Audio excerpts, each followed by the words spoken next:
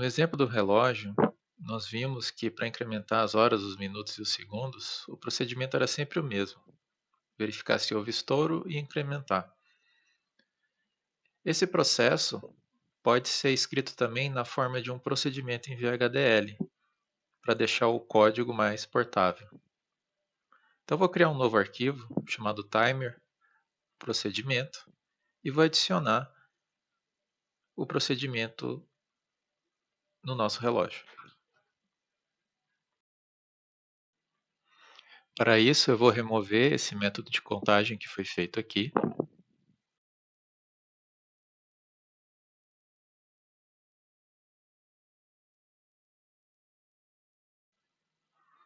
E vou adicionar o procedimento na parte declarativa da arquitetura, antes da palavra begin. Procedimentos podem ser colocados na parte declarativa da arquitetura, na parte declarativa de processos, ou em outras regiões de código semelhante em VHDL.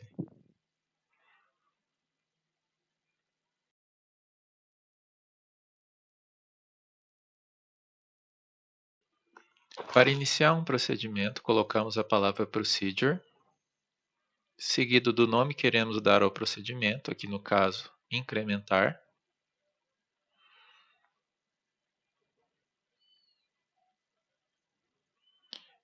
Depois nós teremos alguns parâmetros que podemos colocar no procedimento e depois seguido da palavra is. Posteriormente, colocamos a palavra begin e end procedure. Então, dentro dos parênteses, vamos colocar os nossos parâmetros. Vou iniciar colocando um sinal, que é o contador que desejamos fazer a contagem, que vai ser do tipo inteiro, com o modo inout, assim como foi feito para segundos, minutos e horas. Depois eu vou colocar uma constante que indica o valor máximo que esse contador pode atingir. Então, essa constante ela vai ser declarada como entrada. Também vai ser do tipo inteiro.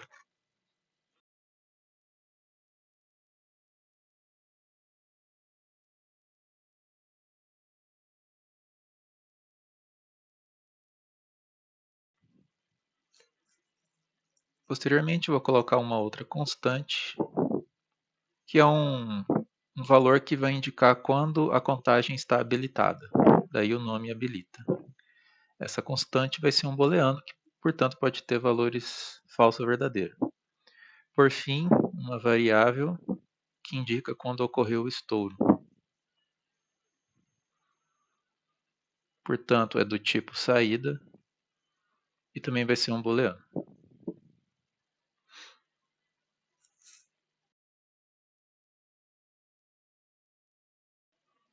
Sempre bom colocar comentários para os seus sinais de entrada e saída.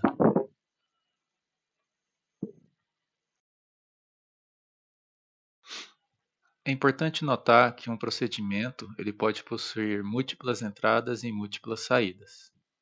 Diferente de uma função em VHDL, que vamos ver em outra aula, que ela só permite uma única saída. Dessa forma, o procedimento você precisa indicar o modo do seu sinal, constante ou variável. Constantes no interior do procedimento não trocam o valor. Então, se você precisar que algum sinal troque de valor, utilize um sinal ou uma variável. Do contrário, pode usar constante sem problema.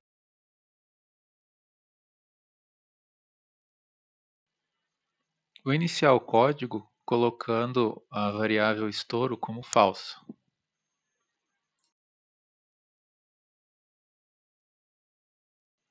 Na sequência, a constante habilita precisa ser verificada.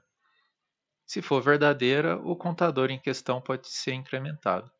Se não, não pode.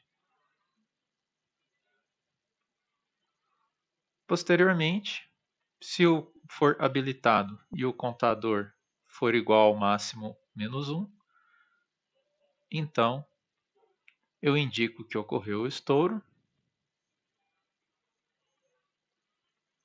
e reseto o valor da contagem. Caso contrário, pode-se incrementar o contador.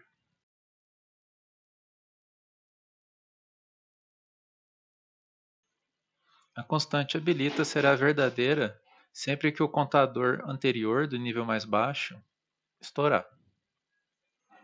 Isso vai ficar mais claro quando chamarmos o procedimento no código.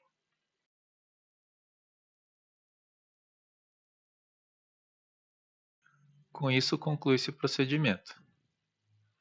Ele vai ser utilizado para os ticks, os segundos, os minutos e as horas. Agora é possível chamar o procedimento no meu código. Note a ordem dos sinais constantes e variáveis do procedimento incrementa. O primeiro sinal que eu quero incrementar é ticks, porque ele indica quando se passou um segundo. Ele deve contar até o máximo do valor da frequência de clock. E essa contagem precisa estar sempre habilitada.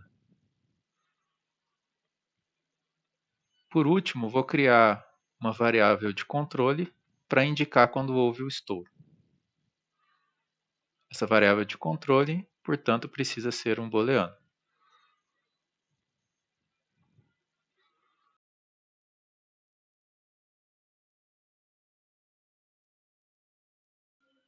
É importante notar, isso foi falado na aula 33, que o número de ticks precisa ser contado até o valor da frequência de clock, porque isso representa um segundo.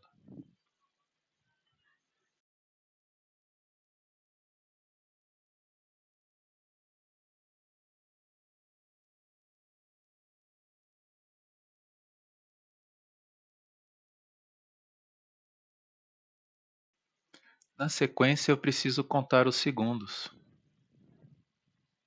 Então, no lugar de ticks, eu vou colocar o sinal S, que deve ser incrementado até 60, apenas quando ocorrer o estouro do anterior, que é o estouro do ticks. E eu passo de novo para a variável controle quando ocorre o estouro dos segundos. Dessa forma, eu vou propagando o sinal de controle indicando quando os minutos e as horas podem ser incrementados. No caso das horas, o máximo é 24. Veja como o código ficou bem mais simples.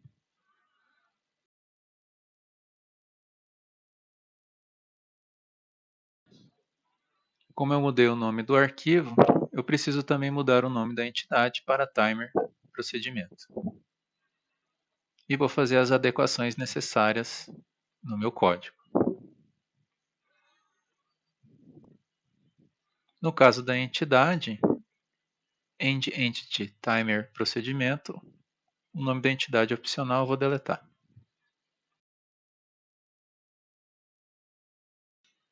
No teste bench, eu preciso chamar essa nova entidade. Então, eu vou comentar essa linha para indicar que existem as duas possibilidades. E dessa forma eu vou fazer a instanciação do novo timer escrito com o procedimento.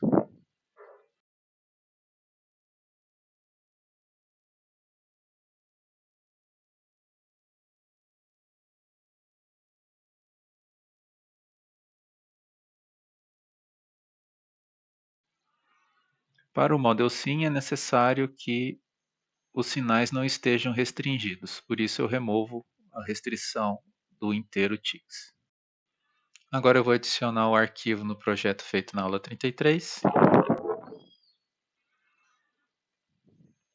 e vou compilar o teste bench e o novo projeto.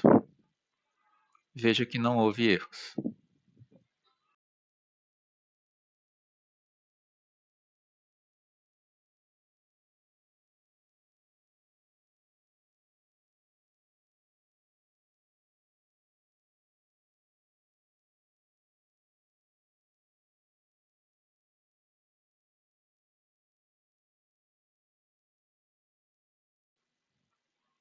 Assim como na aula 33, vou rodar a simulação por 25 horas.